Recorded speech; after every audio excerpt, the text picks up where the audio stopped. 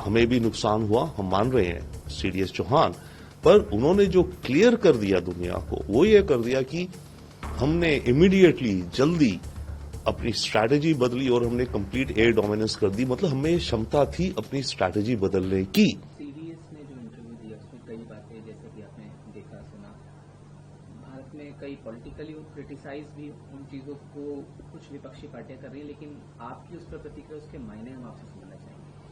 देखिए, मेरे ख्याल से सीडीएस चौहान ने जो कहा है वहां पर उन्होंने एक तरह से लेसन्स लर्न्ड की व्याख्या करी है कि यस, ये जो पहलगाम वॉर ही हम कहेंगे एक तरह से हुई है, इसमें भारत ने पाकिस्तान के ऊपर कंप्लीट एयर डोमिनेंस हासिल कर ली।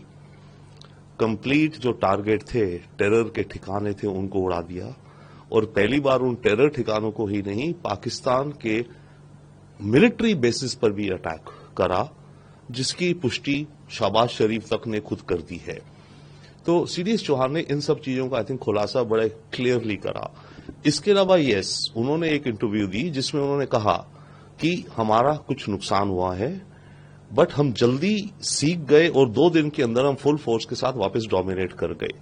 तो एक तरह से तो मैं ये कहूंगा, ये दर्शाता है इंडिया की स्ट्रेंथ कि हमें क्लैरिटी है कि हमने जो करा ठीक है। सबको पता है जंग में नुकसान होता है, फायदा होता है, हमें भी नुकसान हुआ, हम मान रहे हैं सीडीएस चौहान, पर उन्होंने जो क्लियर कर दिया दुनिया को वो ये कर दिया कि हमने इमीडिएटली जल्दी अपनी स्ट्रैटेजी बदली और हमने कंप्लीट एयर डोमिनेंस कर दी। मतलब हमें क्षमता थी अपनी स्ट्रैटेजी बदलने की।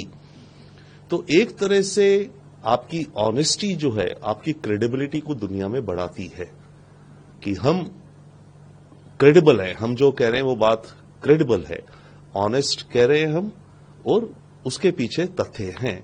तो चौहान के जो स्टेटमेंट्स हैं, मैं उसको उस तरह से देखूंगा कि वर्ल्ड स्टेज में सिंगापुर में उन्होंने दुनिया के सामने बेधड़क होकर कहा, हां हमारे कुछ जेट्स हिट हुए, बट हमने कंप्लीट डोमिनेंस हासिल कर ली और उसका आप रिजल्ट देख सकते हैं पाकिस्तान के साथ क्या हुआ, और हमारे कोई भी पायलट्स क्षतिग्रस्त नहीं हुए।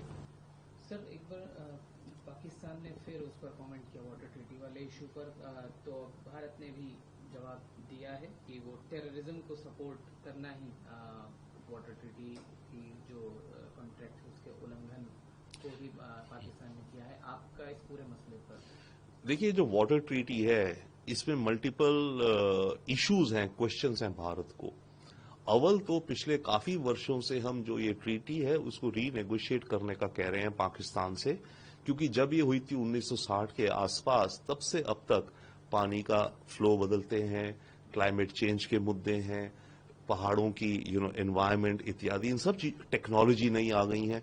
इन सब चीजों को लेकर के जो वाटर शेयरिंग का जो फॉर्मूला है वो बदलना है, और भारत बार बार पाकिस्तान को रिक्वेस्ट करता है पिछले वर्षों से, और पाकिस्तान निगलेक्ट करता है हमारे क्वेश्चंस को। और पाकिस्तान जो हम अपने हिस्से का रेगुलर पानी भी इस्तेमाल करना चाहते हैं, उसके रास्ते में हर्डल्स क्रिएट करता है, अव्वल।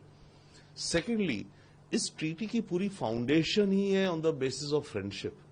ये ट्रीटी के ओपनिंग शब्दों में ही लिखा हुआ है कि फ्रेंडशिप और ट्रस्ट पे रहेगी ये ट्रीटी।